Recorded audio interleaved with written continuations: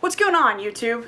It's Harry, and I wanted to talk to you today about the little messages in life.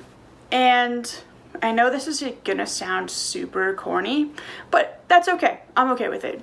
It's kind of, I guess, who I'm becoming, is this actually happy, nice person, and not some depressed person who feels nothing. It's groovy. So I had my advising, and we started out, it was pretty much like a life talk, and she was like, what's going on with you? And I was like, well, just, trying to figure out what I want to do with my life, basically. And she was like, oh, yeah, me too. And she's an older woman. She's probably late 50s, maybe 60s. I don't know, probably not 60s, but I don't know. I don't know. Either way, doesn't matter. She was like, yeah, me too. She's like, do you watch This Is Us? And I was like, I don't really have cable, sort of, don't watch TV, I have no time. And she was like, either way, let me tell you about last night's episode. I was like, okay. She said how one of the main characters was talking to a girl who was 12 or something, and was just coming to terms with her sexuality. And she was like, what if I'm wrong? And she's like, the funny thing is, they gave the advice of, you're always figuring things out, and you never know that something needed to be figured out until it rears its head, basically. And until you get to that point in life that it's meant to be figured out, which was just are you seriously talking to me right now? Because, are these all messages? Are things meant to happen the way that they're meant to happen? Or is it because I'm just taking notice of this? Previously I would have been like, oh yeah, I get it, the whole queer thing.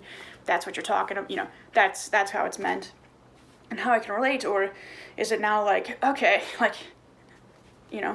whatever human spirit there is out there has wanted me to hear this message again today, and wanted me to hear it in a different light, in the light of, oh, you know what, it's okay that you're not 12 and figuring this out, that you're 30 and figuring this out, and that you don't know and have all the answers, and you don't know what that's going to mean when you're 60, but you'll figure it out when it comes, and you're going to be okay. And to, I guess, hear someone who seems to have it all together. I mean, she's the freaking associate dean of the graduate, or of the school, the dean for the graduate portion of it. Very highly, research articles, very highly published, great professor, married, has awesome dogs and some, I think, stepkids and stuff, and just an overall great lady, super chill. And to hear her say I don't have it figured out yet was really refreshing. And to bring it up in terms of sexuality was also a little weird. I didn't expect that out of her. We've never had that kind of talk. So that was a little weird. Yeah, it's just more and more there are things like that I guess I'm picking up on them. It's not necessarily that they're happening more, but maybe they are. I don't know. We're a lot more progressive of a culture than we ever were. I remember I graduated undergrad almost 10 years ago, which, let's not talk about that. I feel so old.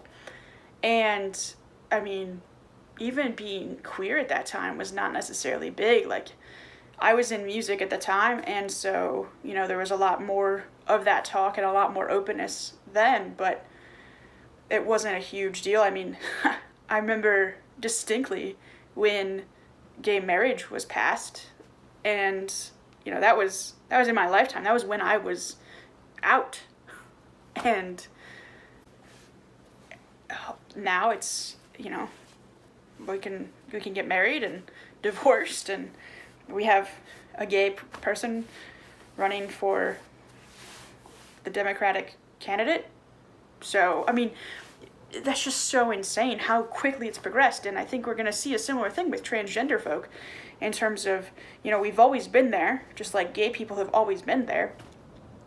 We just have to get over the initial reaction of being scared of the unknown and people not knowing who you are or what you are because they've never had to question themselves or even thought that that was something that they could question. And that's it's an interesting perspective, and it's scary to go through. I mean, you see the transgender ban in the military, which is just highly, highly uncalled for and unfortunate. And you see, such, people getting physically hurt because of it, because people are so scared of, I don't even know what. They're so scared that who they are is being questioned at the root of it, which is just absurd. Just absurd. I mean, to be a trans person of color is, that is just awful, that they have to worry so much about their well-being because they look different. And they might not even look different. They just are different. They're not what is heteronormative, whatever, bullshit. And, I'm very thankful, I guess, for my circumstances. But I think we're on the path to progress and to, being that change. And I want to be part of that change. And it's so exciting. I never, when I was with the whole gay thing, it wasn't that I wasn't proud or that I didn't want to be out. I didn't really want to be out. But I always said, being gay is part of who I am. It's not all of who I am, which is very true. Being trans is part of who I am. It's part of my identity. It's not all of my identity. However, I think that there is so much importance to it. I don't want to be the first trans whatever. I don't want to have that title. Just like I saw one of the guys had been like, how do I become a good trans bodybuilder? And it's you take the trans away from it. And I completely agree. That's where we need to be. On the other hand, that visibility is so important.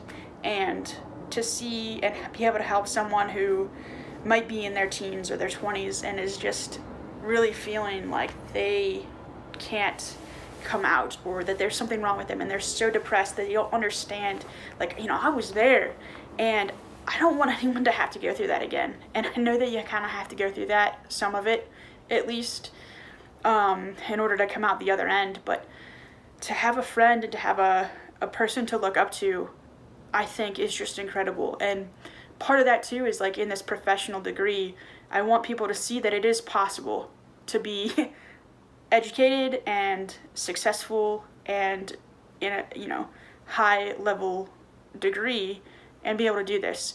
And that's not saying that's better. That's not what I'm saying at all. But I think all too often we let this status get to us and think that I can never do that because then I won't have a career.